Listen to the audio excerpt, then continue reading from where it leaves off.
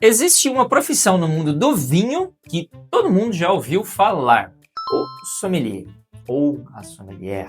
Apesar de quase ninguém saber de verdade o que é um sommelier. Eu aposto que talvez você ainda confunda com um enólogo. Mas hoje eu vou te explicar de onde que vem essa profissão, de onde saiu esse nome e como alguém que carregava mantimentos numa mula virou o maior especialista em vinhos dentro de um restaurante e em outros lugares também. Então bora para mais um vídeo com muita dose franca neste canal.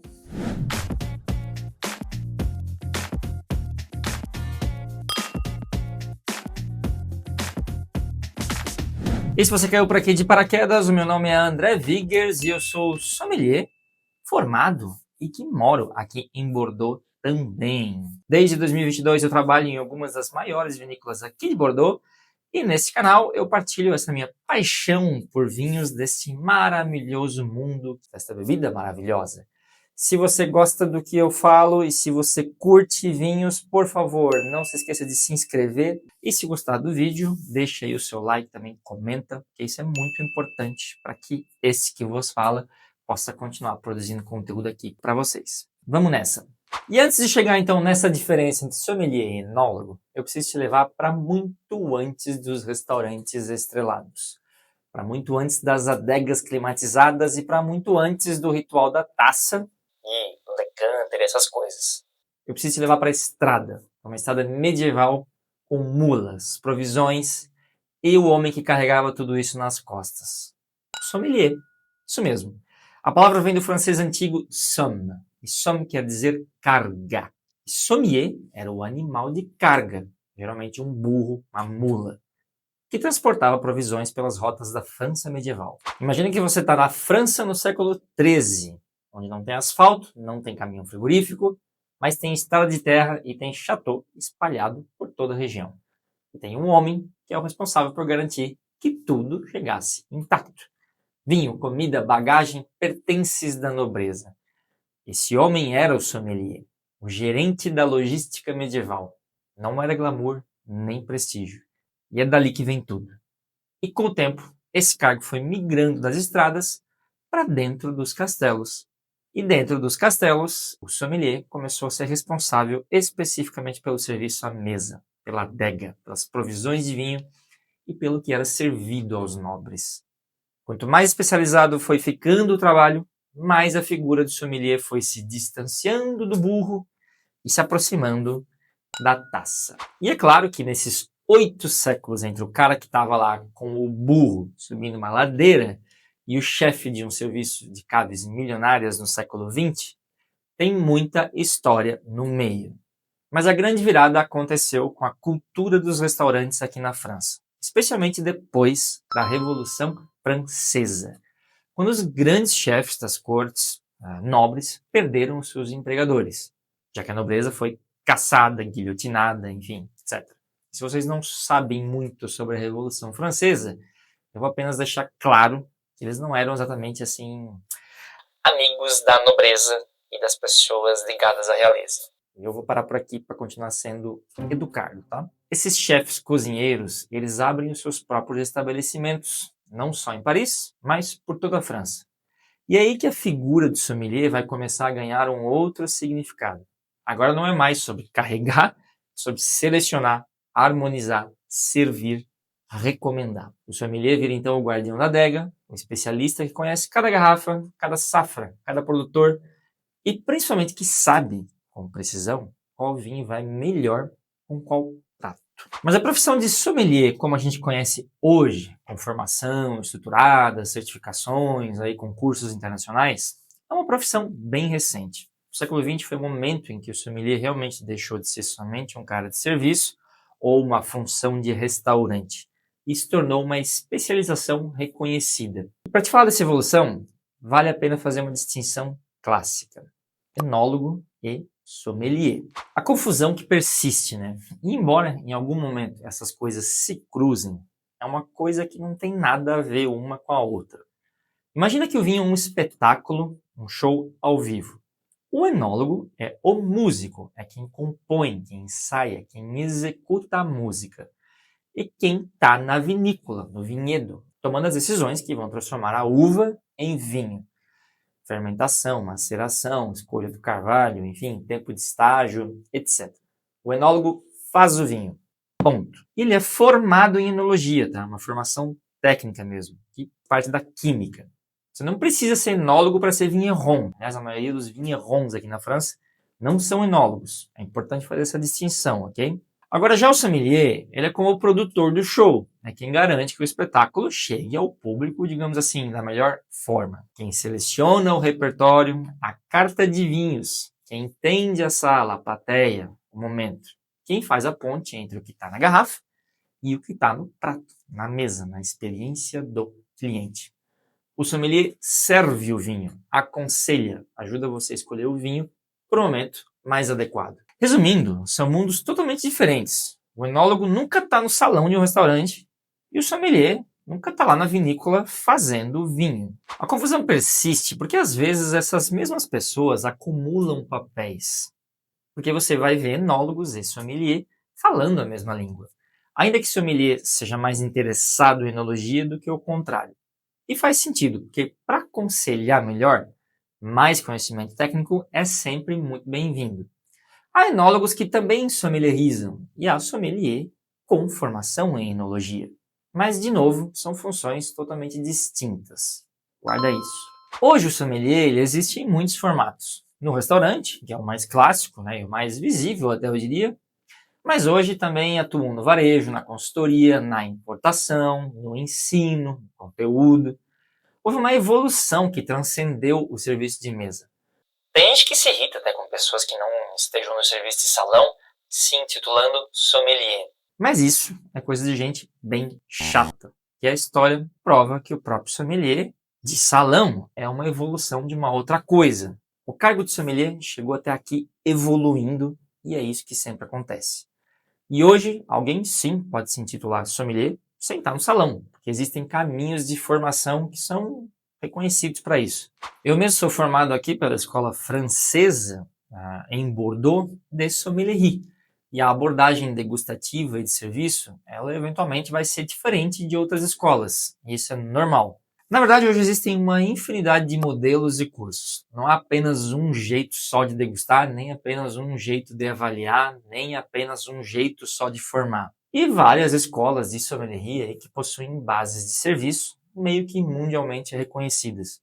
Como a própria ABS, que é a Associação Brasileira de Sommelierie, por exemplo, mas sem necessariamente manter sempre o mesmo padrão de preparação para um serviço de restaurante apenas. E a maior prova desses diferentes estilos é o próprio W7, que é o Wine Spirits Education Trust, que é bem famoso, que é bem mais acadêmico, muito usado no mundo do vinho fora da gastronomia, justamente por ser bem estruturado e aceito como uma base técnica relevante. Tem muito sommelier que tem certificado W7 ou não, isso vai depender de cada um.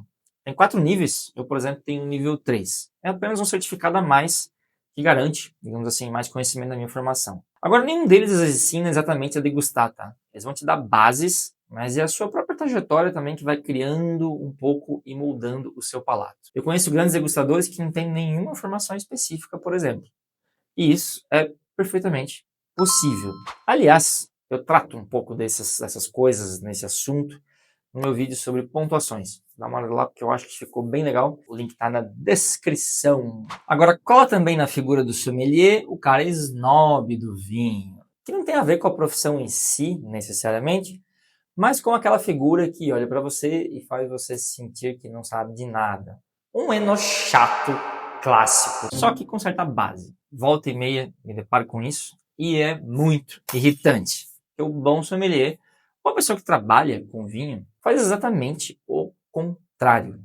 Eles te colocam à vontade, te fazem sentir que você pode perguntar qualquer coisa, te ajudam a descobrir o que você nem sabia que ia gostar. As pessoas que eu mais respeito no mundo do vinho e que mais conhecimento me passaram eram sempre as mais humildes a respeito do que sabiam sobre vinho. Sempre diziam que sabiam muito pouco. Aliás, o conselho que eu te dou é este. Você se preocupa muito com taça, muito com decanter, com rótulo, com dogma. Não é bom sinal. Vai por mim. Fuja desses caras. 8 séculos. Do cara com a mula na estrada de terra ao especialista que harmoniza, aconselha e conhece cada safra, cada produtor, cada uva. Essa é a evolução do sommelier. Não é sobre esnobismo e não é sobre intimidação. É sobre serviço, é sobre comunicação, é sobre humildade, é sobre fazer a ponte entre o que está na garrafa e o que está na sua vida naquele momento. E é exatamente isso que eu vou fazer aqui agora. Que eu tenho uma garrafa de vinho que eu preparei aqui, imaginando qual seria o acordo perfeito para ele. Bora comigo? Mas rapidinho, antes da gente ir para a degustação, só um recadinho rápido aqui. Se você quer receber conteúdo de vinho toda semana direto aí no seu e-mail, eu tenho uma newsletter lá no Substack com muita coisa bacana que não necessariamente cabe aqui. O link está aqui na descrição, se inscreve lá e você passa a receber no e-mail, beleza? E se quiser também apoiar o canal e ainda aprender mais sobre vinho, dá uma olhada lá também na nossa lojinha lá no Hotmart com materiais que eu faço para te ajudar a aprender mais sobre vinhos sem precisar gastar muito. Link tá na descrição também, beleza? Vamos embora degustar um vinho. Como eu não tenho nenhum assunto específico neste vídeo, falando sobre alguma região aqui da França, etc., eu resolvi que eu ia fazer a degustação então de um vinho brasileiro. Olha aqui, ó. Vinícola Intento Entalhe 2023. Vinho que eu comprei no Brasil, claro, né? E acabei conhecendo um pouco o projeto lá mesmo. Foi o próprio vendedor que me apresentou, enfim, explicou um pouquinho sobre esse vinho. Projeto que é de um casal lá do Rio Grande do Sul, na Serra Gaúcha, que, enfim, acho que tem parte que é vinhedos próprios, mas compram vinhos. É um blend de Malbec, Marcelin, Syrah, Merlot. Bem Brasil isso, né? Um blend que a gente não vê isso tradicionalmente aqui na França.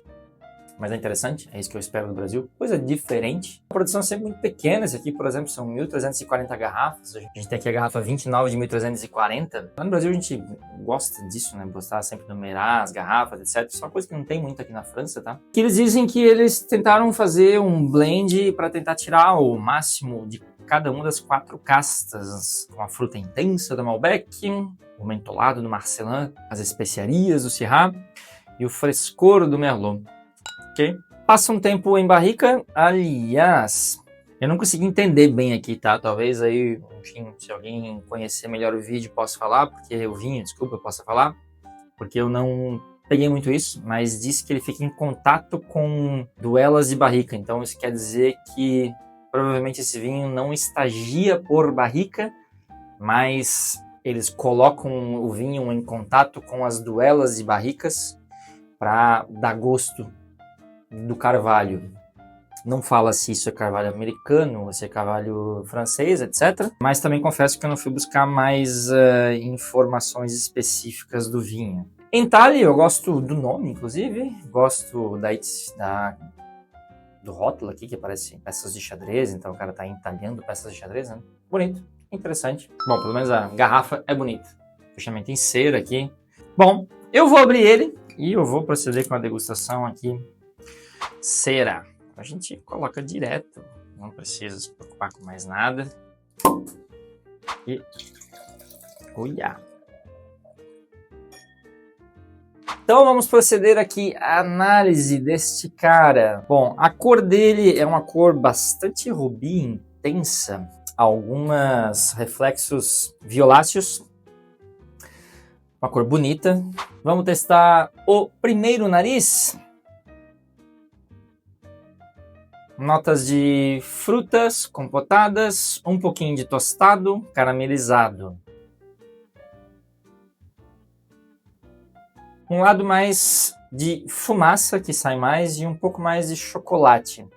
Uma fruta num caractere bastante compotado. Tem um lado mentolado também, chocolate, café, torrefação, pouco de nota frutada, talvez frutas negras. Difícil ainda para mim aqui conseguir compreender qual que é. Aquilo que eu consigo mais sentir aqui mesmo é de fato esse lado mais torrefação, de fumaça, uma coisa um pouquinho mais de baunilha, numa madeira que sobressai um pouco a questão da fruta. Vamos ver na boca.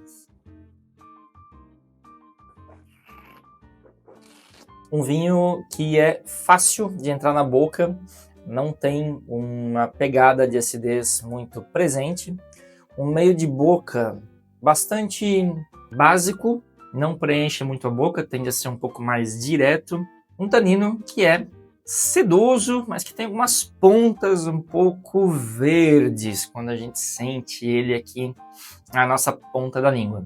E um final relativamente curto para médio. Bom, um vinho desse daqui eu serviria exatamente como eu estou servindo aqui agora, entre 16 e 18 graus no máximo. 16 acho que é melhor, para tirar um pouco este verdinho que a gente pode ter caso ele tenha uma temperatura um pouco mais alta. Eu tentaria acordar esse vinho aqui com, por exemplo, um molho de pato com uma certa cereja, um molho, algo que fosse mais adocicado, um gosto mais pronunciado e principalmente, se não fosse um molho assim, algo então mais puxado para cogumelo nesse sentido, para que se case melhor com esses aromas aqui do vinho. Honestamente, eu, enquanto sommelier, eu diria que esse vinho aqui pode sim ser bem interessante, até mesmo para um churrasco, para um tipo desse carne. Tem que ter um gosto mais pronunciado, mas vou ser bem honesto, não é um vinho que me agradou muito. Tá? Não é um vinho que me agradou muito. Acho que ele tem alguns probleminhas aqui. Agora, sim, respeito, acho que é um trabalho que foi tentado fazer, mas acho que tem coisas um pouco desconexas assim nele. De novo, não é um vinho que tem problemas, não é um vinho que tem defeito. Pode fazer sim um acordo interessante. Acho que é isso. Espero que vocês tenham gostado. Meu muito obrigado aqui para vocês. De novo, não se esqueça de se inscrever no canal, por favor. Deixe aí o seu like também se gostou. Manda para quem você acha que possa gostar de vinho também. Isso ajuda demais. Esse aqui que vos fala continuar produzindo conteúdo como este daqui. Até o próximo vídeo. Santé!